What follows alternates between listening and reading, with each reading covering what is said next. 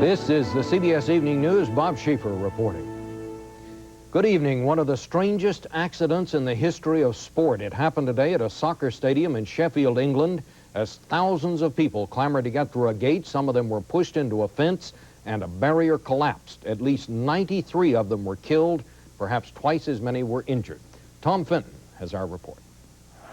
Liverpool and Nottingham Forest had played only 6 minutes when officials saw that something had gone terribly wrong. It took time, too long, for police to realize just what had happened. And when they did, it was too late. Hundreds of spectators were being crushed in the overcrowded stands on the Liverpool side. Liverpool fans were desperately trying to escape. It was a matter of life or death. As the real extent of the tragedy became evident, everyone who could tried to help. Billboards were torn down and used as stretchers. People were dying. Didn't you even see? People were dying. Police are just standing out. I seen people dying. It's still not entirely clear how it happened. A huge crowd had showed up at Hillsborough Stadium, and as the pressure built up outside, things got out of control.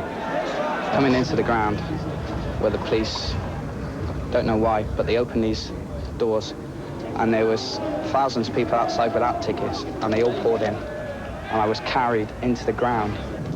People were lying on each other like rabbits. I'm not joking. They were just, their heads cut, either dead or passed out, and the police couldn't do a thing about it.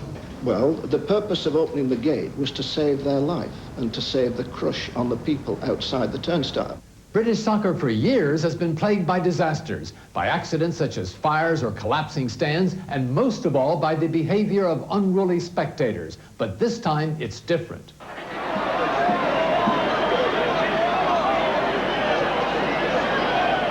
There was no sign at any time, both before and during those 6 minutes, of any violence or hooliganism. For families and friends, this has been a day of devastating personal tragedy. And for British sport, this has been its darkest hour.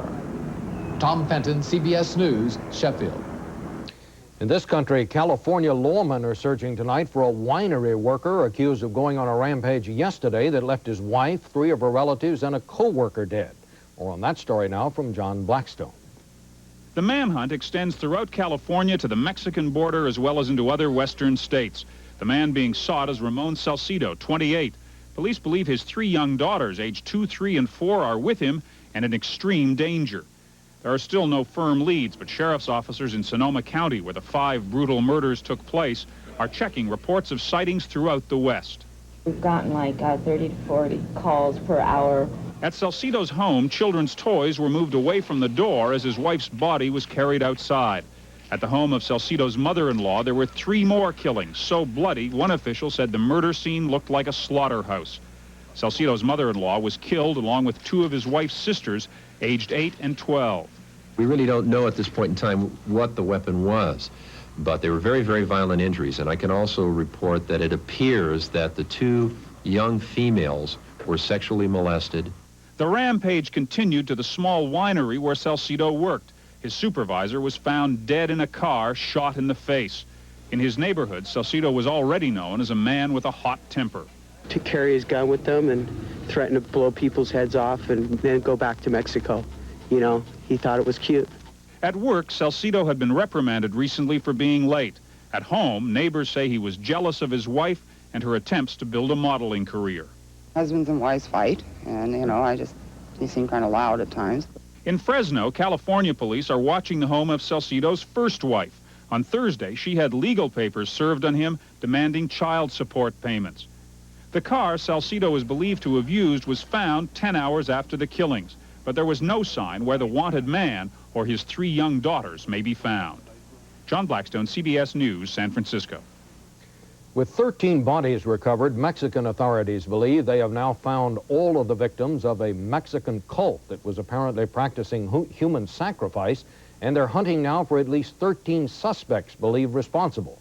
4 are already being questioned. Today in Texas, funeral services were held for college student Mark Kilroy, the only victim who's been identified thus far as a U.S. citizen. Ron Allen in Brownsville now with today's developments.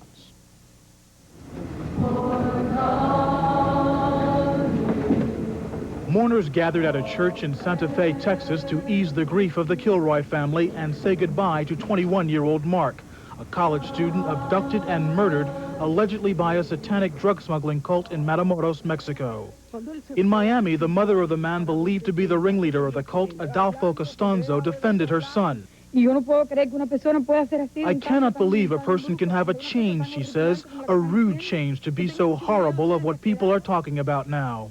During a raid last night at Costanzo's home in Mexico City, authorities say they found an altar and other cult paraphernalia, more evidence that links him to the murder of 13 people on a ranch near Matamoros.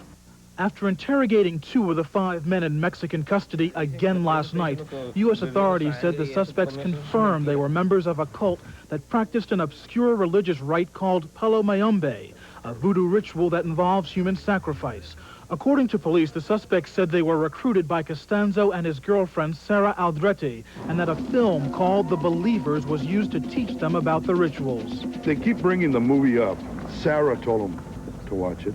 They talk about it like if that had something to do in changing them going to human sacrifice. For now, investigators have stopped looking for more bodies at the ranch until they can get specific information about possible additional victims. Yesterday, talking to 2 of the guys that are in jail in Matamoros, I don't think there's any more, but there could be. On both sides of the border, relatives continue arriving at police stations with pictures of missing loved ones. This woman says her teenage son has been missing for 7 months. She's been to the morgue but can't tell if he's among the badly decomposed bodies. So far, only 6 of the victims have been positively identified. Authorities plan to seek warrants early next week for as many as 6 more suspects who allegedly were present at what has come to be known as the killing field. Ron Allen, CBS News, Brownsville, Texas. And still ahead on the CBS Evening News, outgo weekend for income taxes, and later Bruce Hall on a Native American in danger of life and limb.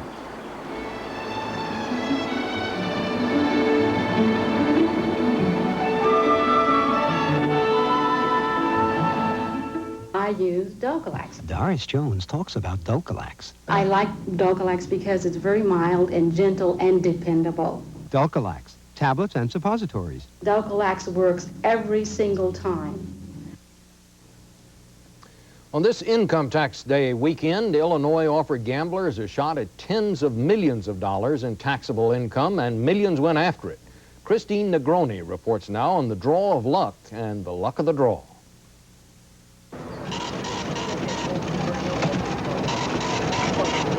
A betting frenzy has brought would-be millionaires from all over the country to Illinois for a chance at the largest lottery jackpot in U.S. history. Ron Josephek of Elizabeth, New Jersey, flew into Chicago to buy $700 worth of tickets. I've never been to Chicago, so I'm here at least, and I'm just here to play the lottery. He was not alone. At Chicago's O'Hare Airport, many travelers waited in long lines and risked missing their planes to take a flight of fancy. Take a chance. You have to take a chance. If you take no chance, you have no chance. The jackpot could go as high as $70 million by tonight's random drawing of 6 numbers. There has never been a lotto game in the entire world that has ever gone over this, and it happened in Illinois, and I can't believe it. Lotto counters were besieged by hordes of Hoosiers who crossed the border to buy tickets. And among Illinoisans, even the governor was forced to wait with the masses. Oh, that's $3 already? Oh, okay, wait a second now. I'm in over my head already. Even those with little money to travel were buying their tickets to dream. Well, I don't have that much anyway, so I'm trying to take a chance to get some more. Tickets were being sold at a rate of 1.5 million every hour, though the chance of winning is 13 million to 1. Christine Negroni, CBS News, Chicago. A lot more money is at stake in the fiscal 1990 budget worked out this week by President Bush and congressional leaders, of course. The price tag for that is more than $1 trillion. But the deal carries a political price as well, and we have more on that now from White House correspondent Wyatt Andrews. Cooperation. The budget agreement spirit now establishes Mr. Bush as the president Congress loves to trust. The confrontational atmosphere of the Reagan years has subsided, but the question is, does that do the country any good? In the Contra aid package, for example, Mr. Bush gave in on his belief in military aid to the Contras and gave Congress a future veto over humanitarian aid. But in the rush for a unified foreign policy, experts say, Mr. Bush may have splintered the power of his office. And that's a worry. No president wants to leave the presidency weaker than when he found it. In the budget agreement, congressional Democrats may have lost the most.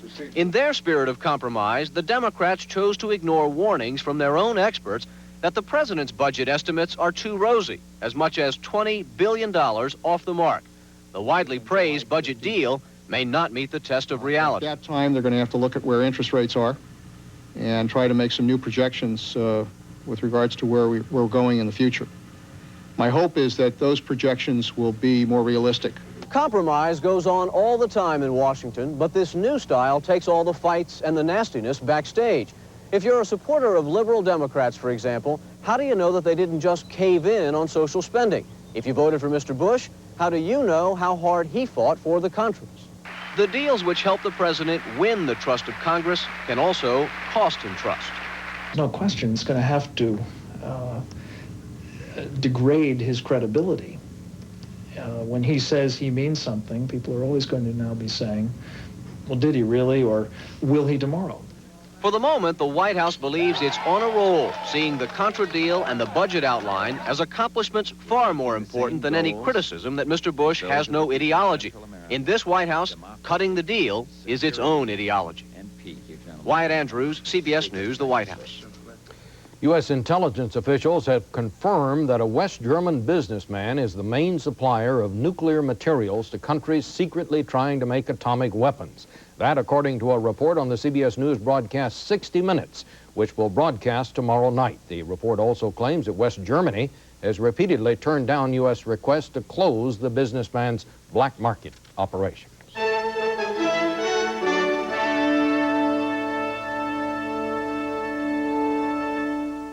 Because April 15th falls on a Saturday, the government this year is extending the deadline until Monday, and some residents of upstate New York and all of New England get until Tuesday because their returns are processed in Massachusetts, where Monday is a holiday too.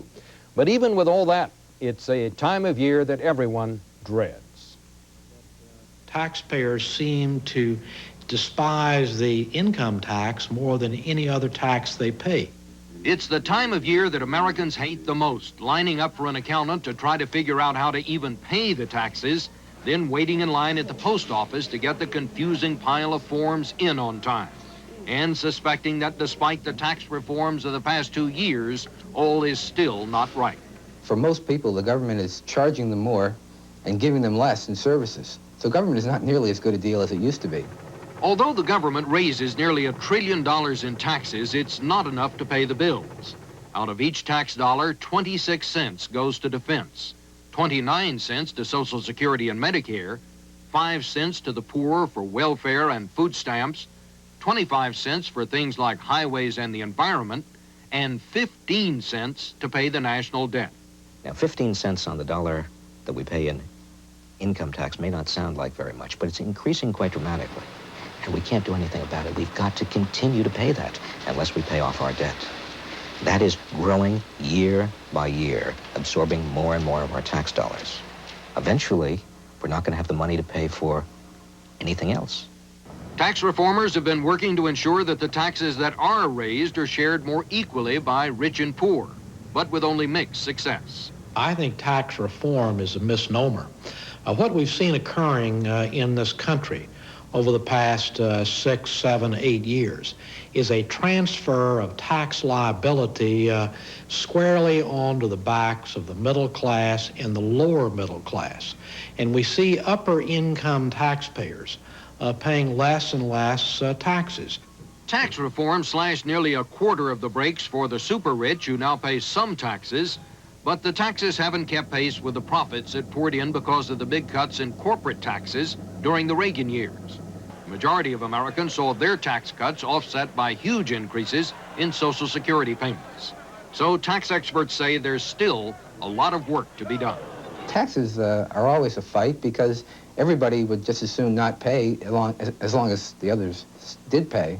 But I think right now the pendulum is swinging in the direction of making the system fairer.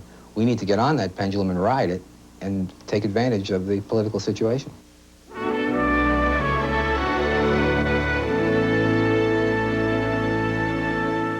Today in Chicago's River North District destroyed a square block of buildings that housed at least 14 art galleries. One gallery owner put losses in artwork at about $50 million. Cause is not known, but one official said the fire spread quickly because building renovators had disconnected the pipe system. Oil from the Exxon tanker spill washed up on beaches of a second Alaska National Park today. Exxon submitted a detailed cleanup plan under a Coast Guard deadline, and the Coast Guard chief vowed to take names if the work isn't done fast. James Hattori has the latest. The small town of Homer, Alaska, almost 200 miles southwest of Valdez, is bracing for the worst. 3 weeks after the Exxon Valdez disgorged its deadly cargo into Prince William Sound, the oil has spread over 3,000 square miles. In Homer, where fishing is the town's main livelihood, volunteers rush to build log booms in hopes of slowing the unstoppable. It's frantic, yes. We're just doing as much as we can. The oil's around the corner, and we're going to get out as many booms as we can. I got to run, thanks. Farther up the coast, Admiral Paul Yost, the man President Bush appointed to take charge of the cleanup, surveyed the blackened beaches of Eleanor Island today, but was optimistic about the outcome of the cleanup. Pretty bad, but this will clean up. More than half of the 10 million gallons spilled remains on the water. Much of that oil is now thick and difficult to pick up. The Coast Guard says of 40 skimmers available for the cleanup, only 8 or 9 are effective. Around Eleanor Island, fishermen string boom around patches of brownish, oily scum. Their skills handling nets come in handy. Now they catch oil instead of fish. They're heroes, the fishermen here are. They've gone out and fought while everybody else has sat back and tried to plan. Enough oil has drifted south to begin cleaning 60 beaches, unlikely to be contaminated again. Exxon may soon abandon the notion of trying to scour the shoreline rock by rock. This is clearly futile, given the hundreds of miles of coastline. The Coast Guard says the answer may be high-pressure hot water spraying to flush oil from all but the most environmentally sensitive beaches. After 3 weeks, it's still hard to grasp the destruction wreaked by the spill. Parts of Prince William Sound seem void of life. Looks like the word's got out, man. The diner's closed. Fishermen, the Coast Guard, and Exxon are making slow progress. And as from the beginning, it is the oil which remains in charge. James Hattori, CBS News, Valdez, Alaska. Gasoline prices have been rising steadily ever since the Alaska spill, but most analysts say that to find the real reason, look somewhere else. Lynn Brown has more on that. So the gas wars is heating up. So far, we've had several calls, people calling At gas pumps nationwide, prices have risen 10 cents a gallon to reach their highest level in 3 years. Although the Alaskan oil spill is being blamed for some of the spurt, analysts say the rising price of crude oil is the real culprit. Gasoline prices started to go up earlier this year, around the end of February, early in March, just to try to catch up with the price of crude oil. Another underlying factor, the high price of clean air. Consumers were going to pay more anyway because of higher refining costs to protect the environment. Consumers were probably going to pay more anyway because of gasoline consumption rising in the summer. Right now, the price spurt probably isn't enough to make drivers think twice about driving. They need gas. Gas is essential to them as the air they breathe. But if prices keep going higher, drivers may begin to think twice about how essential gas really is. If you get above $1.50, it's a whole new ballgame. But $1.50 a gallon gasoline doesn't seem to be in the cards, at least right away. Those prices will ease some, but they'll still be higher than they were last summer. The question remains, is the price hike real, or is it just oil company greed? A special Senate subcommittee will convene in the nation's capital early next week to answer that question. Lynn Brown, CBS News, New York. And we have just received late word on the search in California for the winery worker who allegedly killed 5 people yesterday, then disappeared with his 3 daughters. CBS News has learned that 2 of the girls were found dead today, the 3rd seriously wounded in a dump near Petaluma, California.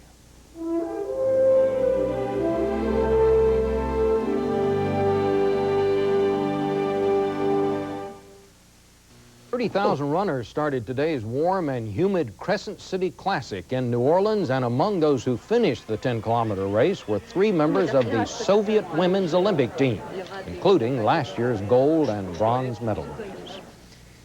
And down in Atlanta, the annual Dogwood Festival is in full bloom this weekend, and so are the trees, but a lot of their relatives around the country are in big trouble. Bruce Hall now with more on that. The soft white and pink blooms of the flowering dogwood trees blowing in April breezes have long heralded the end of winter. But now there is fear the sun may be setting on this annual rite of spring. A deadly fungus has been killing off stands of native dogwoods. It's a new and virulent threat to the native dogwoods in the eastern United States, and we don't know a lot about it. On this mountain range in North Carolina, almost all of the trees have been infected. About half have died, and pathologists expect the rest to die soon.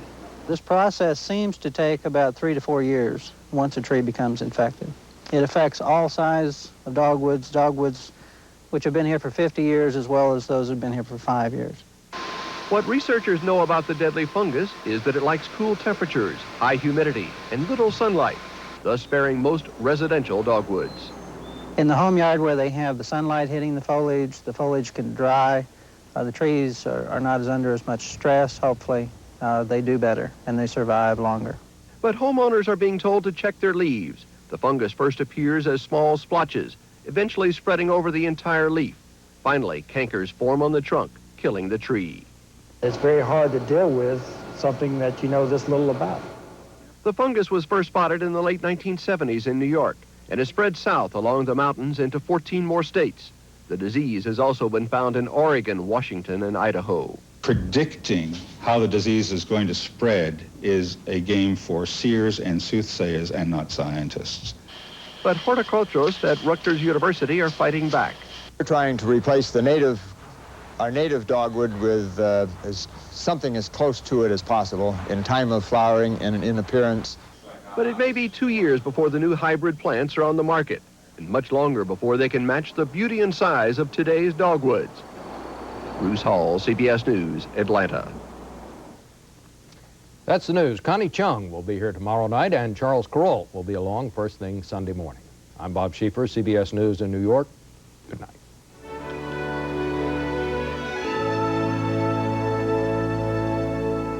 This is CBS. In the news, friends and neighbors of Mark Kilroy gather in Hitchcock at a memorial mass for the slain college student. In Matamoros, authorities say they believe all the buried bodies have been found now on that ranch where Kilroy and a dozen others were killed.